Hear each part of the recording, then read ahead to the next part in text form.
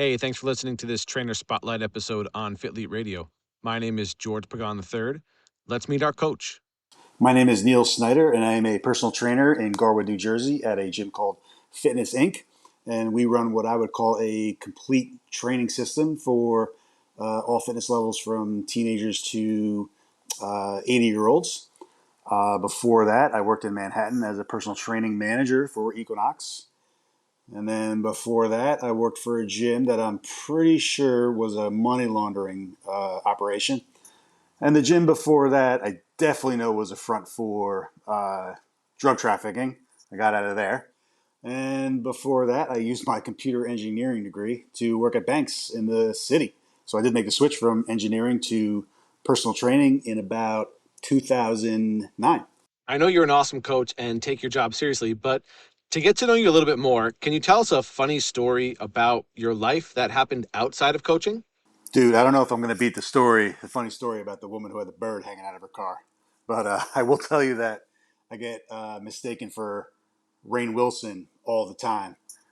Dwight from The Office, to the point where when I was working in Manhattan, pretty much everybody in the gym would come ask my manager or come ask some of my trainers if Rainn Wilson or Dwight from The Office was now working out at the gym.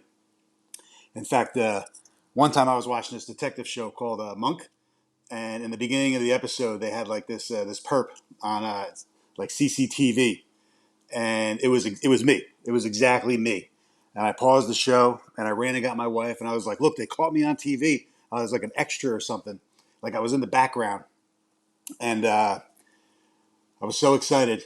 And then, and then I watched the rest of the episode, and at the end, they revealed that the bad guy was Rainn Wilson, Dwight from The Office. Anyway, that's me. Before that, in high school, I was known as Drew Carey. And then before that, if you're as old as me, I looked exactly like Jamie from the show Small Wonder. We can't train everyone exactly the same. Our clients come to us having different life experiences and sometimes force us to think outside the box when it comes to their training. As a coach, how do you problem solve with your clients who come to you with some common aches, pains, injuries, some physical limitations, or previous traumas so they can still get the results that they want and the ones that they came to you for? Yeah, if we get a client who comes in with aches, pains, or injuries, if they're working with a doctor, obviously we will communicate with the doctor. We'll also run an assessment, and we'll see past the assessment kind of how they move globally. So we'll catch some of these injuries and pains and stuff in the beginning before we even really start our first real session. So we kind of work from there what they can do and then build them up. If we do run into any roadblocks, um, it could be a matter of just strengthening everything around it, and leaving it alone for a little while. It could be changing the plane of motion or changing the vector or the tempo or the reps or the piece of equipment they use. We'll just use our expertise to kind of drill down maybe two or three options. Uh, Oftentimes it's not the whole movement that hurts; it's a little bit of the movement. So now we're looking at cutting short range of motion. It reminds me of a guy I was working with not too long ago. When he extended his elbow the 0 degrees of flexion, his golfer's elbow flared up. But if he stopped at 5 degrees of flexion, the whole movement was pain free, right? Like the whole movement. So, little tweaks like that. Just kind of investigating as much as you can. Where, when, how. All your questions. What is tough though is to use that guy for the example, the little bit of elbow flexion. Um, Sometimes they do get caught up with I'm cheating because I'm not doing the whole movement. So a lot of the work is actually with mindset and just running them through how that extra 5 degrees of flexion is not going to make or break your program, or because you're working at a lower level here or a lower effort here and a higher effort there. It's not going to kill anything. You're still going to make great progress. We're going to get you stronger. You know, Take our notes, write it in the program, prove it to them over and over again. And that's actually a pretty fun part is kind of figuring out, what works for that person in front of you at the time. It's kind of like being a little detective and sort of trying things out. Just like we are, most of our clients are spending time on social media and can get information from other people in their family and social circles. When questions come up during coaching calls and training sessions, how do you address some of the common misconceptions around nutrition and exercise with these clients? First of all, if they ever question my nutrition or exercise programming, I make them get down and do 100 push-ups. Just kidding, George. I guess it really depends on the context of the questions that they're asking. Usually, if it's like, "Hey, what do you think about that type of question?" I'll give them a pretty straight answer. I might even give a little like history into the trend because I've been doing this for so long. It's probably popped back up. If it's like misinformation, I'll say like, "Hey, we used to believe this, or this is what we used to think, or I used to think until this much research came out, or we really found that this worked better." Um, usually that's like a pretty good answer for them.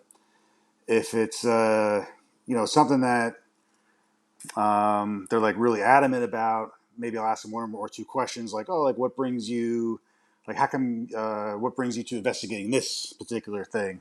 Or, "Oh, it sounds like you're researching this. Any particular reason?" Um, you might find out that something, if they're coming in with these weird training protocols, like these weird, I don't know, like 10, 20-second eccentrics or something. You maybe ask a couple questions, and really what they're trying to do is just a little bit worried because maybe their parents got diagnosed with, osteoporosis, and they just want to make sure that they're getting stronger, and so that we can kind of bring it back to the basics again, and tell them the science behind that. Uh, with nutrition could be a little bit different because people tend to hold that like very close, possibly get like a little dogmatic about it, which is totally cool. Again, it really depends on how they kind of approach the subject. If they're really interested in it, it could just be as simple as, well, I think that's cool, but it probably works because of this. But hey, if it's not dangerous and they want to try it, I'm all up for running a short term experiment. Like you said you wanted to try and follow this diet. Well, sounds pretty cool. Maybe as long as it's not dangerous, let's try and run it for 4 to 6 weeks and see what kind of results you get. Report back. And because I think a large process of that is them learning by themselves as well. Just the same as I'm sure us as coaches tried all kinds of weird stuff, so we learned from it. Our clients can come to us for many reasons, and often they tell us in their consultations or new lead questionnaire that they have multiple goals or they're trying to work on a couple of things. Usually it's not just one sole specific thing. How do you approach goal setting with these clients who have multiple objectives when you ask them about what their goals are? Hey man, if they are like brand new to training, they could have 5, 6, 7, 8, 9 goals. They could probably all come true at the same time, for a couple weeks or maybe even a couple months. They could get stronger, they could get more muscular, they could lose weight, they get more flexible, they can move better, they probably feel better, energy goes up, all kinds of things. After that, when that starts to slow down, it's just a matter of managing expectations and just kind of going over with them that this is not going to continue to go like this. And if you do want to focus on something, that we're going to have to start prioritizing things.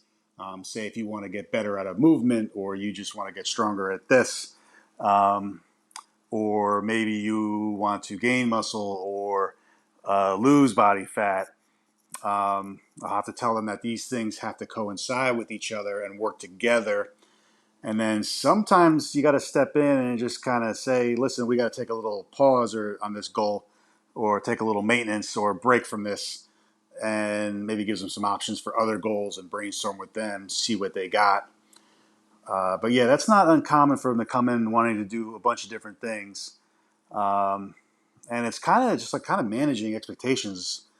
And really, as a coach, I think one of the best things that helped me out as a coach was reading all those management books, because literally you're managing clients and you're managing through this whole process. And it really helped me out a lot in, like, say, this situation of where you're asking me this question, because I used to do the same thing with my personal training employees.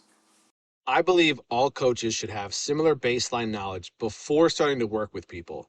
And I'm building Fitlete to help bridge some of these gaps that exist in our exposure to education.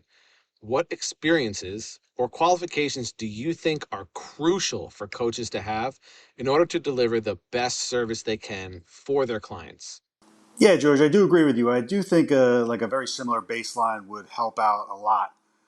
Off the top of my head, some anatomy, kinesiology, um, some have a large group of exercises, basic exercises that you can execute properly and coach and cue to your client properly, and probably a easy to follow programming system that that is known to work, that you could run those exercises in, to run like a really good personal training session and a good personal training program. Now, a lot of this stuff does come from just doing the work and working with a bunch of people, and you just get better and better over time. And there probably is a lot of gaps, and some of that is because there's a lot of great certifications and seminars out there, um, but they are kind of, personal training is a very big sort of nebulous thing with a lot of different things you could do. You can go into. It's crazy. You could take 40 different courses and you get 40 different systems going and 40 different ways to look at things, which is cool. Uh, and it's kind of your job to find out what would really help your clients out, and sort of go to those education seminars and certifications and all that, and bring it back slowly and learn all that. What I what I really got a lot out of, I was pretty lucky in the beginning of my career. I did this is probably like 2009. I did the RKC certification, which is like the Russian kettlebell certification, and it actually wasn't like the kettlebell exercises that was the coolest thing about the 4 days. It was the watching other coaches work, watching other successful coaches work, and not just in a 1 hour seminar, but you got to see them work with different people over 3 or 4 days. And I thought that was very, very valuable. And I probably learned more from that, um, than any other seminar, just because, just watching other people work, I just think is like super valuable. So any type of certification, like that, like a mentorship or seminars where you can see people deliver stuff. Like, I know if you go to some of these 1 day things, like I go to a 1 day thing for NSCA, and usually like the first one or two, like the first guy will go over his like warm up session that he delivers to all his athletes, and that's super cool because I see how he works with people for like 45 minutes, and I think those are the most valuable in the beginning, and middle and end of your career. Our industry is evolving every step of the way, and we're getting to the point where it's essential to have some sort of technology within your business for both the experiences you can deliver for your clients and your ability to grow sustainably. How do you use technology to assist you in your coaching as a coach and behind the scenes as a coach that nobody really sees? I got to tell you, man, as a former engineer, I barely use technology for anything. So I know at our gym, Fitness Inc., we usually use technology for lead generation, and this sort of follows the leads through like a process in order to get them like to the consult, and then follows up with them. Past that, we're pretty old school, and I'm happy about that. Like, we still use pen and paper to keep track of programs and file them away. We do write them out on the computer first, but then we print them out when we're on the floor. I do online coaching, which is just hypertrophy focused for my online clients. That's just a separate business. And I do use software. And the coolest thing about that is that I can basically assign tasks that the client can complete, like if they're going to do their measurements or they're going to do, the progress photos. That's very cool because the software will keep reminding them until they get sick of it, and then they give it to me. Or in the gym, it might get they might forget once, and I don't see him for like another 2 weeks sometimes.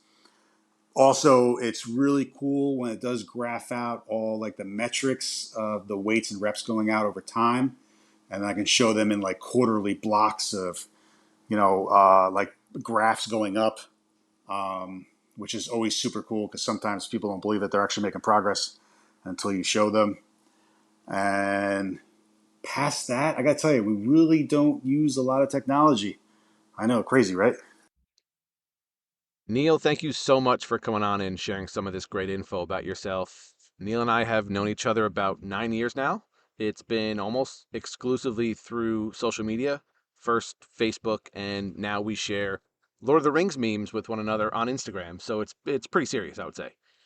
Neal's a great coach. His practice as a coach and manager with other trainers is rooted in reality, which is really refreshing.